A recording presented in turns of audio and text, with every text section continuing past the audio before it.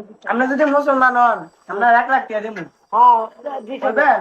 তো আমি মুসলমান এই যে 12 রাত না হলে রাস্তা চলে। 12 রাত না হলে আপনার মতো মুসলমান ধর্মগ্রহণ দেখবে অনেক শান্তি, অনেক শান্তি। অনেক অনেক শান্তি। আমি 1 লাখ টাকা দিয়েছি আমি জিবু জানে জিবু দেখি মুসলমান হয় না। তোর মা না 1 তোর লাখ খাইয়া টাকা দিব, তোর মা তোর খাইয়া দিব। 1 লাখ টাকা দেবো মুসলমান হলে 15 টাকা। আরে মুসলমান হইলে 1 লাখ টাকা দিব। হ্যাঁ, বুঝলেন? ওই এত কাগজ লাগে। মানুষের মনে ধর্মবিদ্বেষ কত ভয়ঙ্কর ভাবে গেঁথে থাকে, এটা এই সাইনবোর্ডের দিকে লক্ষ্য না করলে বোঝা যাবে না।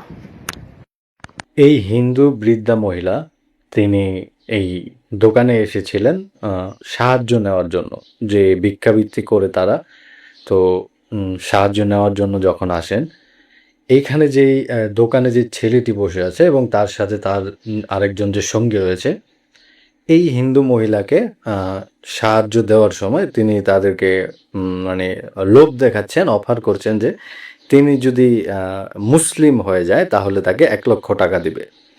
তো এই হিন্দু মহিলাকে পেয়ে তিনি খুব সহজ সরল দেখেই মনে হচ্ছে তিনি ভিক্ষাবৃত্তি করে জীবন চালান।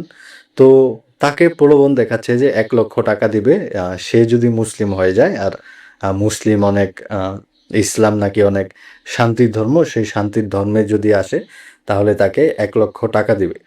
তো এইরকম প্রলোভন দেখাচ্ছে। তো ভিডিওর শেষে আপনারা দেখতে পেলেন যে আরেকজন মুসলিম মানুষ, সে যখন রাস্তা দিয়ে হেঁটে যাচ্ছিল, সে কিন্তু ওদেরকে ইশারা করলো যে চুপ হয়ে যাওয়ার জন্য, চুপ থাকার জন্য। তিনি কিন্তু বিষয়টি বুঝতে পেরেছেন যে ওরা প্রকাশ্যে ভিডিও করে যেই রকম অ্যাক্টিভিটিটা দেখালো, যে একজন হিন্দু মহিলাকে মুসলিম হয়ে যাওয়ার জন্য প্রলোভন দেখাচ্ছে, 1 লক্ষ টাকা দিয়ে দিবে, এরকম একটি ট্র্যাপ করার চেষ্টা করছে। তো সেই লোকটি কিন্তু ওদেরকে থামানোর জন্য চেষ্টা করলো। তো এই যে এইটা তো একটি অন্যায়, এটা তো দেখাশোনা একটি অন্যায়। এখন যদি এই বিষয়টি উল্টো হতো, কোনো হিন্দু যদি বলতো যে তুমি হিন্দু হয়ে যাও, তোমাকে আমি 1 লক্ষ টাকা দিব, তখন তারা কি করতো? সেইখানে কিন্তু ধরে, আপনারা জানেন যে বাংলাদেশে হিন্দুদের উপরে কেমন নির্মম অত্যাচার করা হয়। শুধু একটু গুজবের উপরে ভিত্তি করে যে কোনো হিন্দু মানুষ এটা করেনি, অন্য কেউ বলে দিয়েছে যে তিনি এই কাজটি করেছে, তাতেই তাকে হত্যা করা হচ্ছে। তাহলে যদি এইটা প্রকাশ্যে করা হতো তাহলে তাদেরকে কি করা হতো?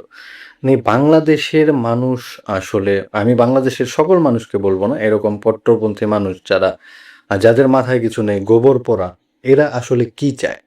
বাংলাদেশের ইসলাম শাসন কায়েম করতে চায়, সেখানে কোনো হিন্দু মানুষকে কি রাখতে চায় না? আসলে এই মহিলা কি বলতেছিল আপনার যদি শুনুন, যে মহিলা বলতেছিল যে 12 জাতি না হলে কিন্তু একটি দেশ চলে না।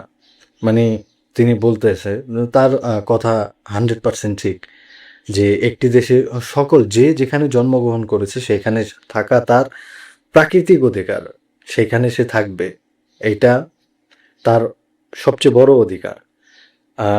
তো এখন তো এই বিষয়টি বললাম যে কিভাবে ট্র্যাপ করার চেষ্টা করতেছে হিন্দুদেরকে, এরকম আরও হাজারো রয়েছে। এরকম তো একটি ভিডিও আমাদের সামনে আসলো, এরকম হর হামেশা ঘটেই থাকে। আপনারা যদি দেখেন যে আমি নেক্সট যে ভিডিওটি দেখালাম আপনাদেরকে, হিন্দুদেরকে তাদের কোরবানি ঈদে গরুর মাংস খাওয়ার জন্য তাদেরকে আমন্ত্রণ করছে। তো এটা তাদেরকে কতটা অপমান এবং ধর্মের উপরে কত বড় আঘাত তারা আনার চেষ্টা করছে। মানে বাংলাদেশের এই মুসলিম, এই কট্টরপন্থী মুসলিম, এই অমানুষগুলি কি চায় আসলে?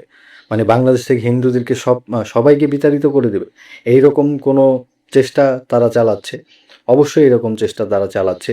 তা না হলে কিভাবে প্রকাশ্যে একজন লাইট বোর্ডের মধ্যে লিখে দিতে পারে যে সকল সনাতনীদেরকে গরুর মাংস খাওয়ার জন্য আমন্ত্রণ করলো? এটা কি এখন কি, এটা কি প্রশাসনের নজরে পড়ে না? মানে বাংলাদেশের প্রশাসনও কি এরকম কট্টরপন্থী হয়ে গেছে? বাংলাদেশে যে বর্তমান বিএনপি সরকার, তারাও কি ওই কট্টরপন্থীকে সাপোর্ট করছে? আমরা যদিও জানি যে বিএনপি সরকার আর জামায়াত সরকারের একটি জোট রয়েছে, যদিও এখন তারা বিরোধী দল, কিন্তু তারা কিন্তু পূর্বকাল থেকেই তাদের মধ্যে একটি জোট রয়েছে। দুজনেই খুব পাকিস্তান প্রীতি দেখায়, খুব পাকিস্তান প্রেমী তারা। তো এই কারণে হয়তো আজ বাংলাদেশের প্রশাসনও চুপ। কিন্তু এই বাংলাদেশের হিন্দুদের উপরে এই রকম যে টর্চার করা হচ্ছে, মানসিক টর্চার এটা।